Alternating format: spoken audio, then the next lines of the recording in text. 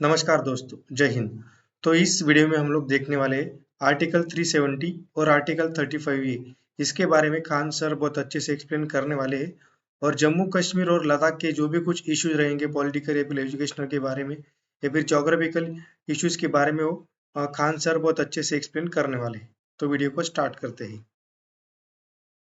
हिंद देखिए 2019 में कश्मीर से धारा 370 हटा दी गई थी, लेकिन उसके बाद लद्दाख के लोगों को ऐसा लगा था कि उनके लिए कुछ नए सुझाव दिए जाएंगे, कुछ नई चीजें जोड़ी जाएंगी। हालांकि वादा किए गए थे लद्दाख के लोगों के साथ कि उनको बहुत सारी सुविधाएं दी जाएंगी, लेकिन आज लद्दाख के लोग विरोध कर रहे हैं। तो हम लोग समझते हैं कि धारा 370 हटने के बाद क्या है 371 और क्या है शेड्यूल 6 जिसकी लद्दाख के लोग मांग कर रहे हैं। देखिए 5 अगस्त 2019 को कश्मीर से 370 हट गया। 370 में कश्मीर को अपना अलग संविधान बनाने का अधिकार देता था और 35A जो था वो ये कहता था कि जो रिमेन भारत है, जो शेष भारत है, वहां के लोग कश्मीर में जाके अस्थायी रूप से नहीं रह सकते। ये दोनों धाराएं को हटा दिया गया था जम्मू कश्मीर से। हालांकि उस समय काफी सिक्योरिटी बढ़ा दी गई थी, इंटरनेट शटडाउन किया गया था जो वक्त के हिसाब से जरूरी था, और अगर ये सब नहीं किया गया रहता तो कश्मीर में उस समय इतनी शांति से ये नहीं हट सकता था। अब जब हटाने के बाद हुआ क्या कि जम्मू कश्मीर का ये एरिया तो जम्मू कश्मीर हो गया और ये पूरा का पूरा एरिया यूनियन टेरिटरी, दोनों यूनियन टेरिटरी हो गए लद्दाख में। अब चीजें कहां से बदलती है, देखिए जम्मू कश्मीर को बजट ज्यादा मिल रहा है और लद्दाख को बजट कम मिल रहा है। इसके अलावे जम्मू कश्मीर में जो भी जॉब है, जम्मू कश्मीर में जॉब ज्यादा है, इंस्टीट्यूशन ज्यादा है, मेडिकल स्कूल ज्यादा है, इंजीनियरिंग कॉलेज ज्यादा है। लद्दाख में इस सब की मात्रा एकदम ही कम है। इसके अलावे जम्मू कश्मीर की इकोनॉमी ठीक चलती है, वहां ड्राई फ्रूट जो होता है पूरी इंडिया में सबसे ज्यादा ड्राई फ्रूट के मामले में कश्मीर फेमस है यहाँ पे। तो दोस्तों हमें पता ही है एप्पल्स, हमें पता है जैसे कि एप्पल्स जम्मू कश्मीर से ही आते हैं ऑल ओवर इंडिया में। और ड्राई फ्रूट्स भी बहुत वहाँ पे बहुत है, इसलिए ड्राई फ्रूट्स का भी सप्लाई वहाँ से बहुत होता है। कश्मीर का सेब, कश्मीर का केसर, ये वॉलनट्स, ये अखरोट, ये सब चीजें वहां बहुत जाती है। जबकि लद्दाख पूरी तरह से बंजर एरिया है। तो लद्दाख के लोग इसका कह रहे हैं कि भाई आप एक ही हमारे पे भी देखिए, यहाँ पर इस चीज को गौर करने के लिए। लद्दाख में एक और प्रॉब्लम क्या है, टूरिज्म अगर देखेंगे तो कश्मीर के एरिया में टूरिज्म बहुत बेहतर ढंग से है यहाँ पर, लेकिन अगर वहीं लद्दाख की बात करेंगे तो वहाँ बंजर पहाड़ है, बहुत हार्ड वहां पे जाना होता है, सड़कें भी उतनी अच्छी से नहीं है, बर्फ का बहुत मार झेलना पड़ता है, मौसम एकदम खतरनाक हो जाता है लद्दाख के एरिया का। तो लद्दाख के लोगों को लग रहा है कि भाई 370 हटने के बाद हमें क्या मिला। मतलब वहां पे तो एक हो गया कि चलिए उन्हें बजट मिल रहा है, इसके अलावा और भी अगर देखेंगे तो जम्मू कश्मीर में इधर के दिनों में देखेंगे कि गवर्नमेंट बहुत तेजी से इंफ्रास्ट्रक्चर बिल्ड कर रही है। अभी T5 T15 से T15 ये सब करके टनल्स का निर्माण किया गया है, वहां पे बहुत बड़े ब्रिजेस का निर्माण किया गया है, चिनाब नदी वगैरह पर रेलवे नेट कनेक्टिविटी को बढ़ाया जा रहा है। लेकिन लद्दाख में ये सब नहीं हो रहा है, तो लद्दाख के लोगों का भी गुस्सा है इस बात को लेकर।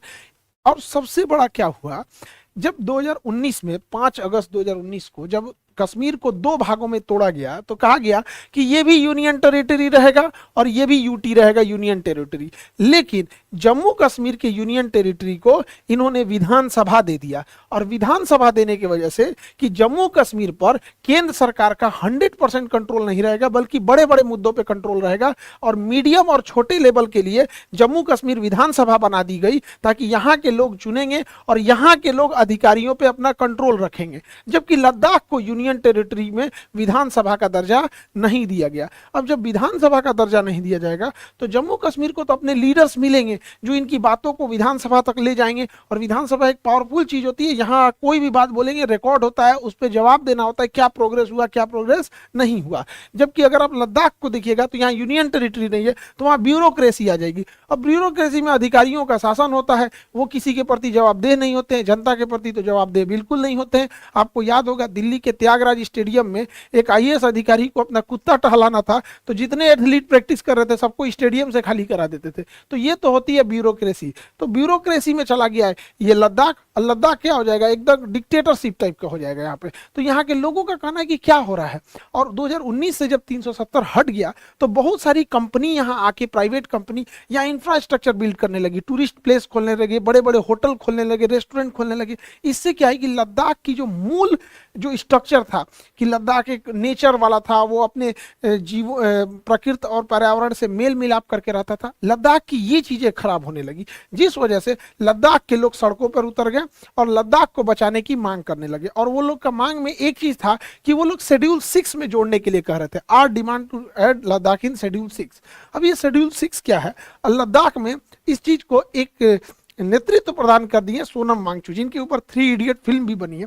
इन्होंने बहुत कुछ किया है देश के लिए, सेना के लिए इन्होंने सोलर हीटेड टेंट का भी निर्माण किया था, इंटरनेट नहीं पहुंच पा रहा था तो वाईफाई की जगह लाईफाई से इंटरनेट पहुंचाया था वहां पर, घरों को बनाया था जो हीटेड थे, दिन में समय सूर्य की रोशनी और गर्मी को अंदर आने देती थी, रात में उसे बाहर नहीं जाने देते थे। तो इन्होंने भी इस चीज का बड़ा नेतृत्व किया, कई बार इन्होंने अनशन किया, कई बार इन्हें हाउस अरेस्ट करने की भी नौबत आ गई। उसके बाद इन्होंने एक बड़े प्रोटेस्ट को अंजाम दिया, जिससे कि सरकार अब फाइनली कुछ विचार कर रही है लद्दाख के लिए। देखिए, जिन जगहों पर, जैसे जम्मू कश्मीर पहले तो ऐसे था, अब यहाँ पे जम्मू कश्मीर बना दिया गया, यहाँ दे दिया गया विधानसभा, और जिस जगह पर विधानसभा नहीं दिया गया है तो जनता की बात कौन सुनेगा? अधिकारी जनता का तो चुन के नहीं आते हैं, वो तो यूपीएससी का एग्जाम दे के आते हैं, अब जनता का तो कुछ सुनते ही नहीं है, वो जवाबदेह भी नहीं होते। और विधानसभा है तो जनता का नहीं सुनिएगा तो अगले बार वोट डालना पड़ेगा, 5 साल बाद आप हटा दिए जाएंगे। तो इसके लिए बनाया गया था शेड्यूल 6। भारतीय संविधान का शेड्यूल 6 जो है, ये जनजातीय क्षेत्रों को अपना अलग कानून बनाने का अधिकार देता है डिस्ट्रिक्ट लेवल पर, पूरे बड़े लेवल पे नहीं देता है। ये देता है ऑटोनोमस डिस्ट्रिक्ट काउंसिल, जिला लेवल पे, जिस जिला में ऐसा लगता है कि नहीं यहाँ पर इन्हीं लोगों की स्वायत्तता होनी चाहिए। जैसे आप देखेंगे असम में, तो दोस्तों आप लोग देख सकते हैं शेड्यूल 6 खान सर ने बहुत अच्छे से एक्सप्लेन किया है। मेघालय, त्रिपुरा, मिजोरम, ये 4 स्टेट हैं, असम, मेघालय, त्रिपुरा, मिजोरम, ये 4 स्टेट ऐसे हैं जहां पर इन्हें अपनी स्वायत्तता दी जाती है। जैसे एग्जाम्पल के तौर पे मेघालय में 3 पहाड़ है, गारो, खासी, जैंतिया। तो खासी जनजाति जो है, खासी जनजाति आज भी वहाँ मातृसत्तात्मक है वहां पे। तो बहुत सारी जनजातियां हैं जिसमें, जैसे हम लोग का समाज पितृसत्तात्मक है, यहाँ पे लोग पिता का नाम बताते हैं, माता का नाम नहीं बताते। कोई पूछेगा किसके लड़के हो तो पिता का नाम बताएगा, लेकिन वहां माता का नाम। तो ऐसे अलग अलग जगहों पे कई ऐसे जगह हैं जहाँ पे अभी भी नर कंकाल रखे जाते हैं। अब भारतीय संविधान के हिसाब से अब नर कंकाल खोपड़ी नहीं रख सकते, तो वो जनजातीय क्षेत्र की होगा। तो वहां क्या है, शेड्यूल 6 कहता है कि जिस जिले में इस तरह के जनजातीय या बहुत पुराने ट्राइबल्स रहते हैं, वहां उन्हें ऑटोनोमस डिस्ट्रिक्ट काउंसिल दिया जाए। जबकि देखिए 370 क्या था, पूरे राज्य को ऑटोनोमी दे देता था, पूरे राज्य को स्वायत्तता दे रहा था। लेकिन आर्टिकल 6 उस राज्य के अंदर कुछ खास एरियाज को मतलब अधिकार देता है। तो यही कहना है लद्दाख के लोगों का कि यहाँ बड़ी बड़ी कंपनियां आ जाएंगी और ये पूरी पहाड़, पूरी इकोसिस्टम को नाश देंगी, इसलिए हमें शेड्यूल 6 दे दीजिए और शेड्यूल 6 में हम डिसाइड करेंगे कि कौन कौन एरिया ऑटोनोमस रहेगा। वो डिसाइड कर देंगे, जो जो हाईली सेंसिटिव जोन है उसको एडीसी में डाल देंगे, ऑटोनोमस डिस्ट्रिक्ट काउंसिल, कि यहाँ कोई आके इन्वेस्टमेंट नहीं कर सकता है। तो जिस जिस जगहों को बचाना चाहते हैं, जैसे बिहार में, जैसे अगर घाट है, बिहार की जितनी नदियां हैं उसके घाट पे छठ की पूजा होती है। पता चला कोई कंपनी आई और घाट को कह दिया कि हम इसको अपने लिए यूज करेंगे, छठ पूजा आप कहीं और करके दीजिए, बवाले हो जाएगा। तो हम लोग भी उसके लिए क्या कहेंगे कि भाई एक काम करो, तुम्हें कंपनी बनाना है तो ये छठ का जो घाट है ना, ये हम लोग के लिए छोड़ दो शेड्यूल 6 में, इसमें हम ही लोग का अपना ऑटोनोमस रहेगा।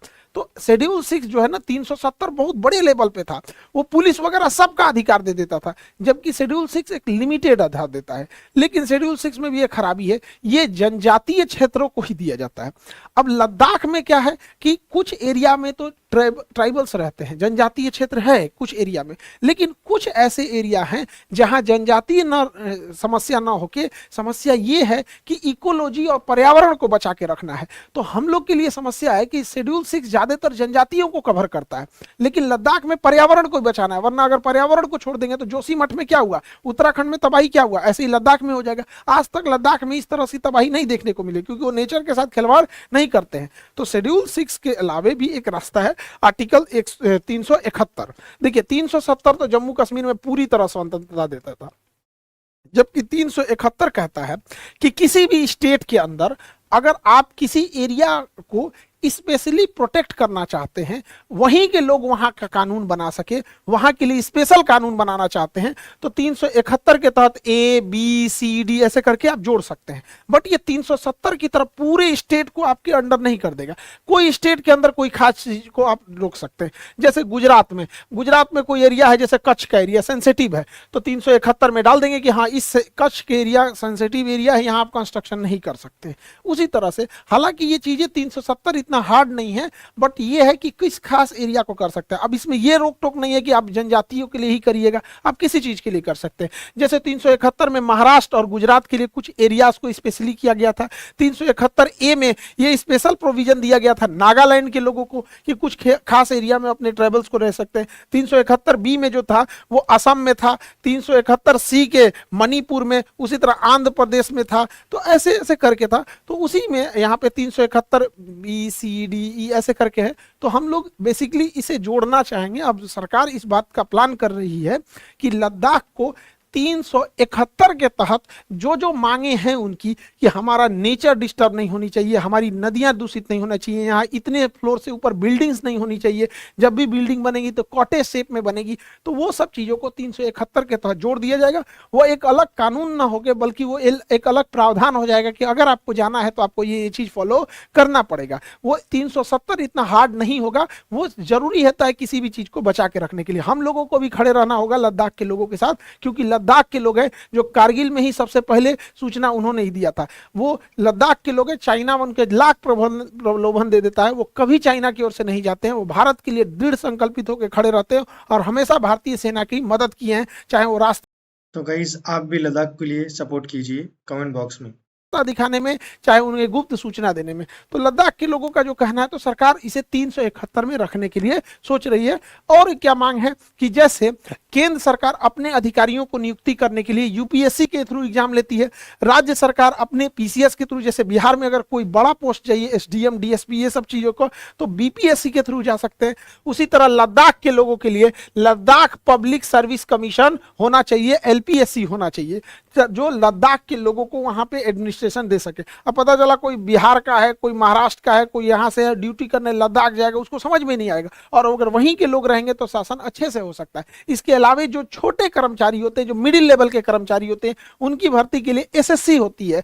अब बिहार के लिए बिहार एसएससी है, यूपी एसएससी है। उसी तरह लद्दाख के लोगों का कहना है कि हम मिडिल लेवल के और लो लेवल के कर्मचारियों के लिए एसएससी हमारा अलग से डिपार्टमेंट हो। इसके अलावा भी लद्दाख के लोगों का कहना है कि भैया लोकसभा में उनका रिप्रेजेंटेशन ही एकदम कम है, एक ही सांसद होता है, कम से कम 2 सांसद होने चाहिए लोकसभा में, और राज्यसभा में इनका एक भी नहीं है। तो इनका कहना है राज्यसभा में भी एक आदमी होना चाहिए इनका रिप्रेजेंटेटिव, जो इनकी बातों को रख सके। अब सरकार इन्हें 371 में रखने के लिए विचार कर रही है। आई होप आप लद्दाख के इस टॉपिक को समझे होंगे। और हम लोग ने जो वैसे वादा किया था कि नीट और जेई का, जेई और नीट, तो गाइज आपको इन्फॉर्मेशन खान सर की कैसी लगी कमेंट बॉक्स में बता दीजिए, और लद्दाख के लिए सपोर्ट कीजिए। और वीडियो अच्छा लगा तो वीडियो को लाइक कीजिए, चैनल पर नए हो तो चैनल को सब्सक्राइब कीजिए। मिलते हैं नेक्स्ट वीडियो में, तब तक के लिए जय हिंद, वंदे मातरम।